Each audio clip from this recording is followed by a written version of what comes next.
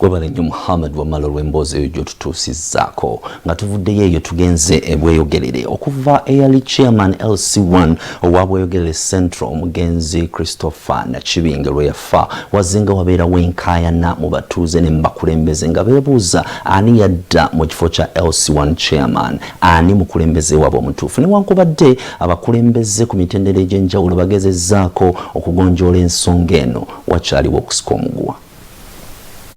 Enkaayana ku kifo ky'obwa ssente wa LC owa Bweyogerere Central kweyongedde ng'entabwe evudde kweyali ssentebe w'ekyalo kino omulonde omulangira Christopher Nakibinge okufa n'aleka ng'ayina abamyuka babiri Nansera Esther ne Karim Kawuki abagamba nti yabalonda. Wano wajjawo okwemulugunya oluvannyuma lwa Nansera Esther nga ye ssentebe wa LC ey'okubiri ow'omuluka gwa Bweyogerere Ward okujja ku Kawuki sitampu abatuuze kye bawakanya ne bakulembeze banne era ng'ensonga bazitwala ewa Kawonawo Isaac omubaka wa pulezidenti owakira munisipaali okubataawuluza. RDC Kawonawo Isaac asindirise Eddiso mu division ya Bweyogerere Kabugo Jime okumukiikirira mu lukiiko olutaddeko ssentebe Kalimu Kawuki okugira ng'aweereza abantu nga ssentebe ow'ekiseera oluvannyuma lw'abakulembeze 6 abatuula ku lukiiko lw'ekyalo okusalawo munnaabwe ono okubakulembera. Giso Kabugo annyonnyodde ng'okubulawo kwa ssentebe w'ekyalo bwe kizingamizza enteekateeka za gavumenti kubanga buli kimu kitambulira ku ssentebe.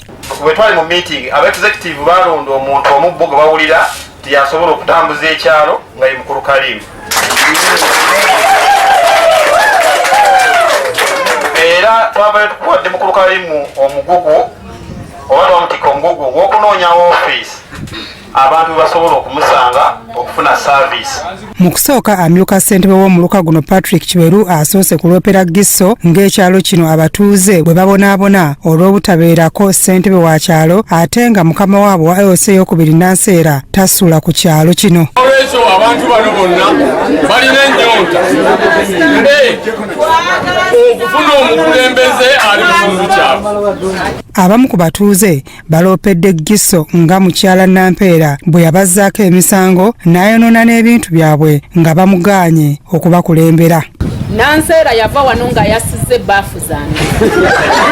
Ezo eyakyuka kudda mabega baamukubira bukubizi ssimu nti gy'ova oyonoonye.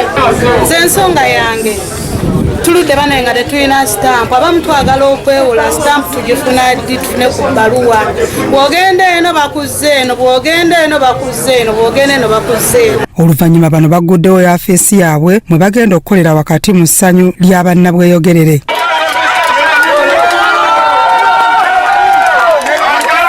Wabula bw'ettuukiridde ssentebe wa LC ey'okubiri omukyala Nansera Esther n'asambajja ebikoleddwa.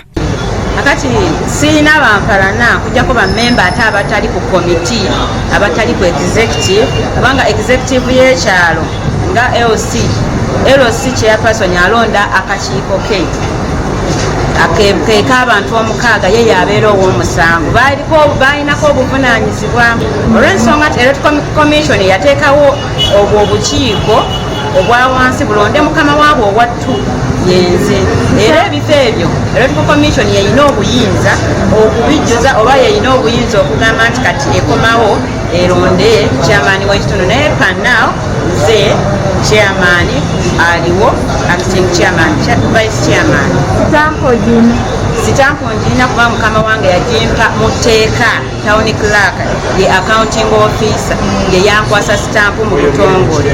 Bya Eric Yiga, Crossroad TV, Omunnyo.